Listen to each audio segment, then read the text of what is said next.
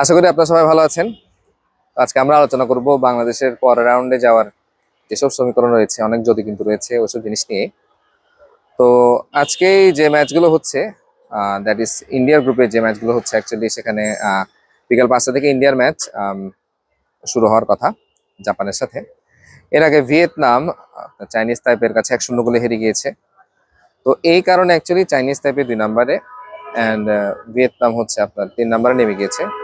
নানদালেস ভিয়েতনামের কাছে এখন 3 পয়েন্ট রয়েছে। তো তৃতীয় দল হিসেবে উই আর এক্সপেক্টিং যে ইন্ডিয়ার যে গ্রুপ রয়েছে ওই গ্রুপ বা গ্রুপ সি থেকে অ্যাকচুয়ালি ভিয়েতনামই হচ্ছে আমাদের তৃতীয় দল হিসেবে ওঠার কথা, এবং তাদের কাছে 3 পয়েন্ট রয়েছে। তো গ্রুপ সি তে যারা তৃতীয় পজিশনে থাকবে তারা অবভিয়াসলি অ্যাটলিস্ট 3 পয়েন্ট তাদের হাতে থাকছে।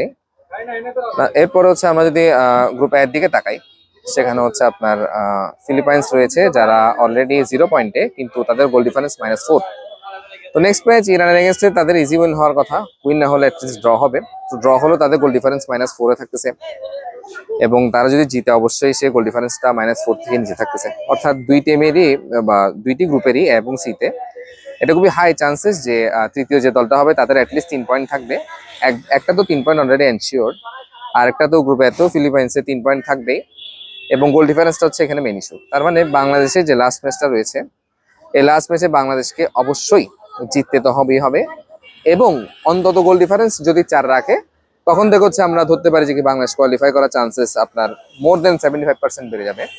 বিকজ বাকি যে দলগুলো রয়েছে ভিয়েতনামের আপনার লাস্ট খেলা জাপানের এগেনস্টে, তো তারা তো নিশ্চিতভাবে হারবে, বাট কতটুকু বা গোল খাবে বা জাপানের ক্ষেত্রেও কতটুকু তারা গোল স্কোর করছে, এটা একটা পয়েন্ট বা এটা একটা ফ্যাক্ট। তো এরপরে যে লাস্ট বিষয়টা থেকে যায় সেটা হচ্ছে বাংলাদেশের উজবেকিস্তানের সাথে খেলা। এখানে বাংলাদেশের জন্য এখন যদি পরের রাউন্ডে কোয়ালিফাই করতে হয় তাহলে এটা একটা মাস্ট উইন গেম, এবং যে সমীকরণে এসে দাঁড়িয়েছে এই সমীকরণে অ্যাকচুয়ালি বাংলাদেশকে অন্তত 4 গোলের ডিফারেন্স কিংবা আরো বেশি হলে আরো ভালো। আমরা জানি না রিয়েলিস্টিক্যালি এটা পসিবল কিনা, কিংবা পিটার বাটলারের দল কি করবে না করবে, বাট এটাই হচ্ছে এখন পর্যন্ত ইকুয়েশন। ইন্ডিয়ান ম্যাচ চলছে বর্তমানে আপনার জাপানের সাথে। লেটস সি তারা কয় গোল দেয় বা না দেয়, but nonetheless India almost out of equation. তো দেখা যাক কি হয় না হয়। এখানে আমরা আশা করি শীঘ্রই আজকে রাতের মধ্যে বা কালকে আর একটু ডেফিনিট ওয়েতে জানতে পারবো যে কি অ্যাকচুয়ালি আমাদের সামনে কি দাঁড়াচ্ছে। বাট অ্যাজ অফ নাও আমাদের সামনে ইকুয়েশন এটাই যে আমরা ম্যাচটা অবশ্যই জিততে হবে, এবং অন্তত 4 গোল বা তার থেকে বেশি গোলের ডিফারেন্সে আমাদের উজবেকিস্তান এগেইনস্টে ম্যাচ জিততে হবে। ধন্যবাদ সবাইকে, আবার দেখা হবে অন্য কোনো আপডেট নিয়ে। Thank you.